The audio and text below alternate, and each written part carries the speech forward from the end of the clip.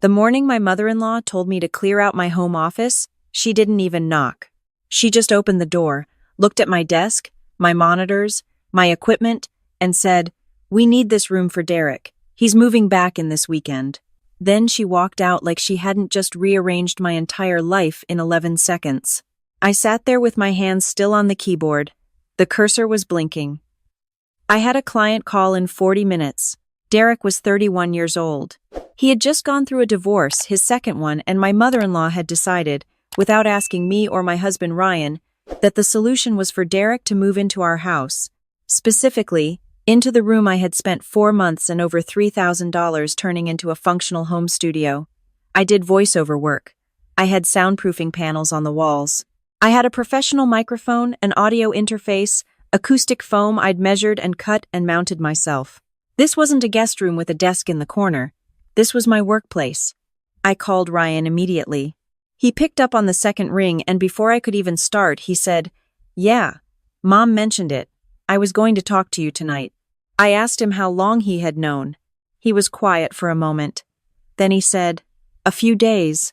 I put the phone down and stared at the wall. We had been living in this house for 2.5 years. Ryan and I had moved in after our wedding with a clear arrangement. We would pay rent to his parents, who owned the property, and we would eventually buy them out. The rent was below market rate, which I had always understood as a family discount. What I had not understood, what nobody had ever written down or said out loud, was that the discount came with invisible strings attached. Strings that could, apparently, be pulled at any time. Without notice, without discussion. That night, Ryan sat across from me at the kitchen table and said the words I had been dreading. "It's just temporary. Derek needs to get back on his feet. Can't you just work from the kitchen for a while?" I looked at him for a long time. The kitchen, where his mother cooked at 6 in the morning and ran the blender and talked loudly on the phone to her sister in Florida. Where his father watched the news on the small TV on the counter every evening at full volume. Where Derek himself would presumably be wandering around at all hours eating cereal and feeling sorry for himself. I did professional audio work. I recorded for clients who paid me specifically because my recordings were clean and quiet. Working from the kitchen wasn't a workaround. It was a career-ending suggestion. But I didn't say any of that. I just nodded slowly and said, "Let me think about it." Ryan looked relieved, like the problem was solved, like I had agreed. Like that was the end of it. It wasn't the end of anything. It was the beginning. I didn't sleep much that night. I lay in the dark and ran numbers in my head. I had been in this house for 2.5 years. I had paid rent every single month, $3,100, every first of the month, direct deposit into my mother-in-law's bank account. I had paid the electric bill, the internet bill, the water bill, all of which were still in my name because when we moved in, Ryan's parents said it would be easier for us to handle the utilities. I had stocked the kitchen. I had hired and paid for the cleaning service that came every 2 weeks. I had paid for the new water heater when the old one failed. I had paid for the landscaper. When I added it up in my head, 2.5 years of living here had cost me, personally, somewhere around $94,000. And they wanted me to move out of my office for Derek.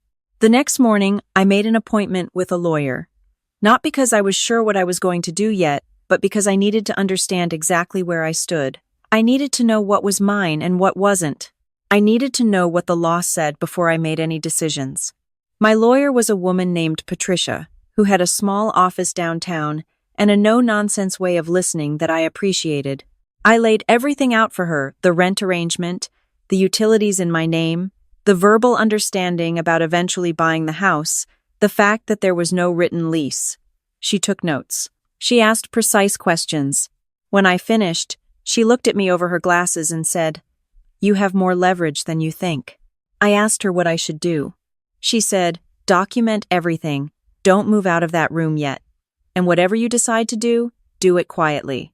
I drove home and I walked straight into my office and I sat down at my desk and I started working. The room was still mine. Nobody had touched it. Derek wasn't moving in until Saturday. That gave me 4 days. I spent those 4 days being very, very quiet. On Tuesday, I made a list of every account that was in my name, utilities, streaming services, the internet provider, the pest control service, the alarm monitoring company. Then I called my bank and asked them to issue me a new debit card with a new number, which would automatically invalidate any saved payment methods that used the old card. On Wednesday, I started moving my equipment. Not obviously, not in boxes, not in a way anyone would notice. Just piece by piece, trip by trip, the things I cared about most going first. The hard drives, the backup drives, the original packaging for the microphone, my client files. On Thursday, I had a quiet conversation with my landlord, a real one this time, not Ryan's parents, but the owner of a small apartment 3 miles away who had a unit open on the 4th floor. 1 bedroom, a separate room she was advertising as a flex space that was perfect for a home studio. It was $1,500 a month. I signed the lease that afternoon and paid the deposit and first month's rent without telling anyone. On Friday morning, Ryan left for work at 7:30. His parents left for their weekly breakfast at 8:15. They did this every Friday without fail. I had 60 to 90 minutes. I moved the rest of my equipment. I didn't take the soundproofing panels, those were mounted to the walls, and I didn't want to spend time on that. I left the desk, which I had put there and paid for, but which would have taken too long to disassemble. I took my monitors, my interface, my cables, my chair, the good one, the ergonomic one I had spent $400 on, and my personal items. I loaded everything into my car in 4 trips. Then I sat in the driver's seat and took out my phone. I transferred the internet account out of my name. I called the electric company and started the process of removing myself as the account holder. I logged into the pest control portal and canceled the service. I canceled the alarm monitoring. I removed my credit card from the streaming services. One by one, quietly, methodically, I disconnected from the financial infrastructure of that house. Then I drove to my new apartment. I didn't send a text. I didn't leave a note. I didn't call Ryan. Silence, Patricia had told me, was my most powerful tool right now. The first call came at 11:47 that morning. It was Ryan. I let it go to voicemail. Then there were 3 more calls in the next 20 minutes. Then a text that said, "Where are you? The internet isn't working." Then another that said, "Mila, please call me." Then one from my mother-in-law that just said the alarm company says they have no record of our address. I put the phone face down on my new kitchen counter and unpacked my coffee maker. By that evening, I had 17 missed calls. By the next morning, 23. I finally responded on Sunday, not by calling. I sent a single text to Ryan that said, "I've retained a lawyer. Please have your family do the same before anyone contacts me. I'll be in touch through proper channels." I could see the typing bubble appear and disappear 4 times before he finally just called me again. I didn't pick up. The thing about being the person who pays for everything is that nobody realizes it until the payments stop. For 2.5 years, the internet had simply worked. The lights had simply turned on. The alarm had simply armed itself at night. The pest control people had simply shown up every quarter and the house had simply remained pest-free. Nobody connected any of that to me. I was just a person who lived there. Easy to overlook, easy to rearrange around. Until I wasn't there anymore. My mother-in-law called me on Monday from a number I didn't recognize, which meant she had borrowed someone's phone hoping I'd pick up. I did, because I didn't know whose number it was. She started talking before I could say anything. She said she didn't understand what was happening. She said Derek hadn't even moved in yet, so why was I doing this? She said Ryan was devastated. She said this was not how family handled things. I waited until she finished. Then I said, "I'll have my lawyer contact you about next steps." She said, "Mila, this is ridiculous. We're family." I said, "I know. That's what made this so hard." And I hung up. Patricia had been busy. She had drafted a formal accounting of my financial contributions to the household over 31 months, itemized by category, totaling $91,400. This included rent, utilities, services, and documented home repairs. She had also drafted a letter formally notifying Ryan's parents that since there was no written lease agreement and since I had been the primary financial contributor to the household, I was requesting either a written acknowledgement of the debt or mediation. The number in the letter was not 91,000. It was 47,000, the portion, Patricia said. We could reasonably argue as unjust enrichment given the circumstances. More defensible, she said. More likely to result in actual payment rather than a prolonged legal battle. I asked about the rest. She said, "That's what negotiation is for." The response from Ryan's parents came 6 days later, through their own lawyer, a man named Gerald, who had clearly been briefed by people who were upset rather than by people who understood their position. The letter was defensive and emotional and accused me of abandonment and manipulation. It also, importantly, did not dispute any of the numbers. Patricia read it and smiled. Ryan and I met in person for the first time since I'd left, on a Tuesday afternoon at a coffee shop I'd chosen specifically because it was public and neutral. He looked tired. He looked like he hadn't been sleeping well, which I understood because I hadn't been sleeping well either, though for different reasons. He sat down and looked at me across the table and said, "I didn't think it would go this far." I said, "I know," he said. "I should have talked to you before telling my mom yes."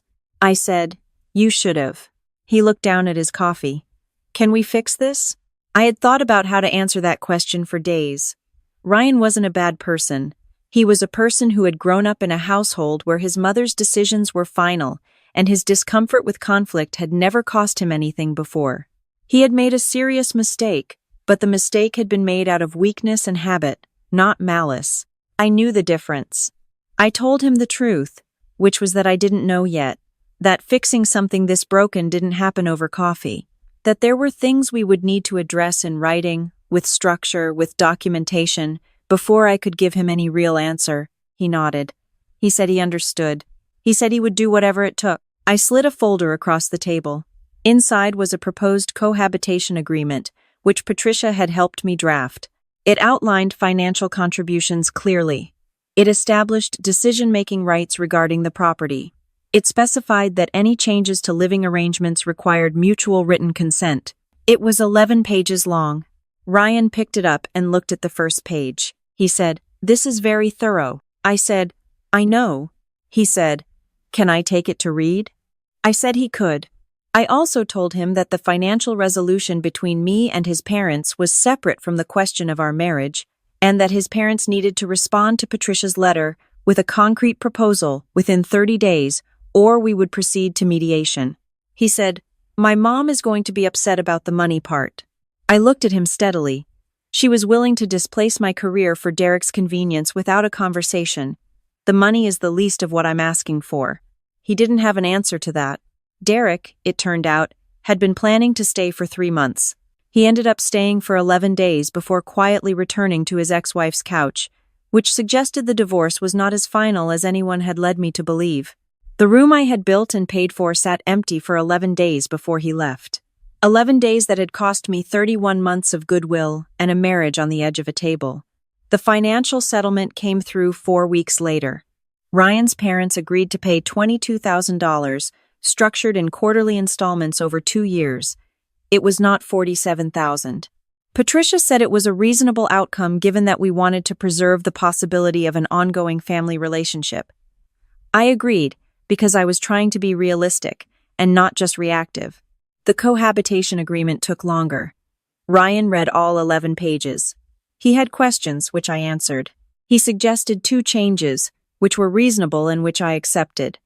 We signed it on a Thursday evening at Patricia's office with Patricia and her assistant as witnesses. Ryan's hand was steady when he signed. So was mine. I moved back into the house on a Friday. My office was empty. Derek's things had never really arrived, just a duffel bag and a gaming console that had been quietly removed. I repainted the walls. I remounted the acoustic panels. I set up the desk and the monitors and the chair, my chair, the one I had carried out myself 6 weeks earlier. I sat down and put my headphones on and ran a test recording. The room was quiet, clean, the levels were perfect. I had a client session in 2 hours. I opened my scheduling software and confirmed the appointment. I made a note to invoice on time, to keep my contracts current, to never again assume that a verbal understanding was the same as a written one, not with clients, not with family, not with anyone. My mother-in-law came over that Saturday for the first time since I'd moved back. She brought a casserole, which was her way of doing things without saying things. I accepted it. I was polite. I was not warm, not yet, but I was not cold either. There was a version of the future where we rebuilt something, and I was willing to find out if it existed. She stood in the doorway of my office for a moment before we sat down for dinner. She looked at the panels on the walls, the equipment on the desk, the chair centered perfectly in front of the monitors. She didn't say anything about it. I didn't either, but I think we both understood that this room was not available. Not for Derek. Not for anyone. This was where I worked. This was what I had built. And the next person who opened that door without knocking was going to find out exactly how much it cost to underestimate me. I had the invoice ready. I had the lawyer's number saved. I was not going to need to use either one again. But I was never, ever going to forget that I had.